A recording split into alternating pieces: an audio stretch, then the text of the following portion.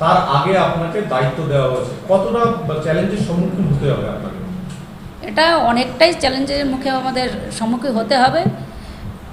দায়িত্ব যখন দল দিয়েছে আমরা চেষ্টা করব যে সবাইকে নিয়ে কাজ করার যে মানসিকতা আমার আগেও ছিল এখনও আছে, যে সবাই যদি আমরা নামি কমিটির মাধ্যম দিয়ে আমরা যদি মানুষের পাশে দাঁড়াই, মমতা ব্যানার্জির উন্নয়নের কথা যদি আমরা বলি, আমার মনে হয় আমরা সেটা অনেকটা ভালো রেজাল্ট করতে পারব।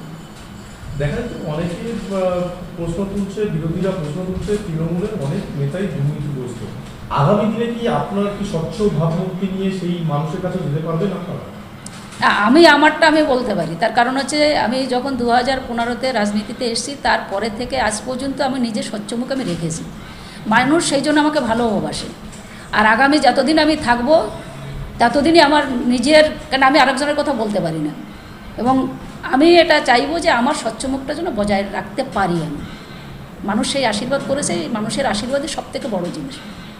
যারা দুর্নীতিগ্রস্ত নেতার নাম উঠে আসছে, বিভিন্ন নেতা, তাদের বিরুদ্ধে কি আপনার কাছে কোনো কমপ্লেন আসলে আপনারা কি ব্যবস্থা নেবেন? সেটা তো অবশ্যই নেব। তার কারণ হচ্ছে মাননীয় মুখ্যমন্ত্রী মমতা বন্দ্যোপাধ্যায় কাউকে শিখায় দেয় না যে তুমি দুর্নীতি করো। পদ আমাকে দিতে পারে, সেই পদের মর্যাদা আমার রাখতে হবে। তো সেইখানে দাঁড়িয়ে যদি ব্যক্তি কেউ যদি সেখানে দুর্নীতি করে, তার কমপ্লেন যদি আমাদের কাছে আসে, আমরা সেটাকে নিয়ে আমার উপর মহলে আমাকে সেটা আমার কর্তব্য সেখানে দেওয়া। এই 5টা বিধানসভা আগামী দিনে কি কি পরিকল্পনা আছে আপনাদের? আমাদের পরিকল্পনা, মানুষের কাছে আমরা যাব, তাদের বিভিন্ন সময়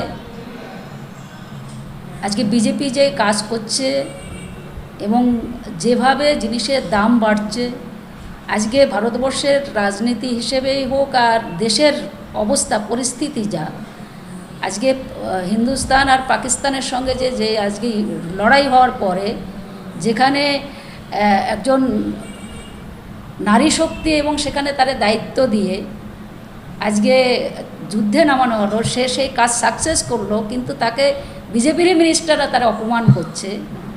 আমরা মানুষের কাছে উন্নয়ন নিয়ে লড়াই হোক, জাতিগতভাবে নয়, ধর্ম নিয়ে নয়।